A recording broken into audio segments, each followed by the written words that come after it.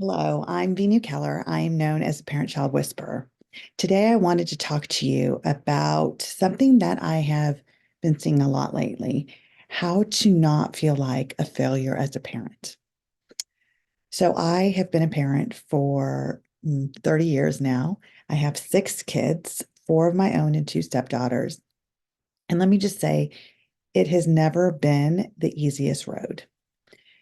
And I have different phases of parents. I've been a single parent, I'm married, I've been at home, I've been a working mom, you name it, I've had it. I have adult kids, I have young kids, I have twins. So I have the whole gamut of understanding what it is to feel like a failure as a parent because I've been there too. So let's talk about how not to feel that way. First of all, number one, give yourself grace. We are doing the best that we can with what we have and know. If we know better, we can do better. And that's honestly what I'm here to do. I'm here to teach you how to know better so you can do better.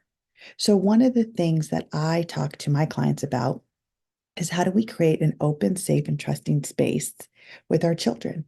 What does it mean to have an open space with them? It means that there's no judgment, that our kids can talk to us about things and we're not having the facial features like, oh, really? We're just staying very neutral, saying, oh, tell me more. That's interesting. Yes. Wow. So, what did that mean to you? What did you feel about that? What were you experiencing? When they know that they're not going to get in trouble, because one of the biggest things I hear from my clients is that they don't talk to their parents because they're afraid of getting in trouble. Getting in trouble means they're judged, that they've done something wrong, instead of seeing it in a different light of what did they do and for what reason. Behavior is a language, it is a way of communicating. So when our kids are hiding things from us, what are they communicating to us? They're communicating that they don't feel there's an open space. And I know this, I've had this with my own children, and I had to come up with strategies so they feel heard, they feel not judged. And for me, who has a lot of facial expressions, sometimes it can be very difficult. And just recently, one of my older sons says, Mom, it's your tonality. And I said, hmm, you know why? Because I asked him, when you say I'm being judgmental, how? Is it what I'm saying? Is it my tonality? Is it my looks? And he says, it's definitely your tonality. So great. Thank you. Instead of getting defensive, I'm taking that on and I'm asking myself before I speak, what tonality is creating this defensiveness in my children? Because when your kids are talking back to you, when your kids are coming back at you, somehow, some way they feel they have to defend themselves. It's that defensive attitude, that defensive tonality. I know you've all heard it because I've heard it too several times. So give yourself grace, teach your kids what an open space looks like. How are they safe? How could your kids feel safe to tell you things? Again, it comes back, and you're going to see this is that big umbrella of how do we get our kids to talk to us, to feel safe with us, to have open space with us. It's all about not being judged.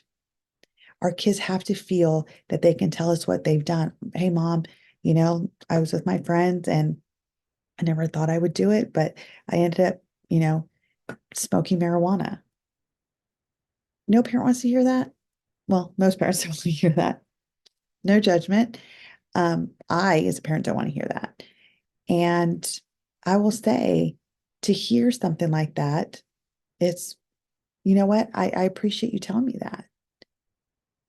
Do you understand, the pros and cons of this? What are the pros? Because guess what? There's always pros to a child. They would not have done it if there wasn't something that they were eager to be curious about or try or whatever. Appreciate their curiosity. Let them know. See, if you have that open, safe, and trusting space, your kids are going to come to you to investigate what it is that they want to be curious about and what are the pros and cons before. And the next thing is being trusted. As much as sometimes we don't trust our kids, guess what? They don't trust us. They don't trust that we're going to understand them. They're not going to trust that we're hearing them.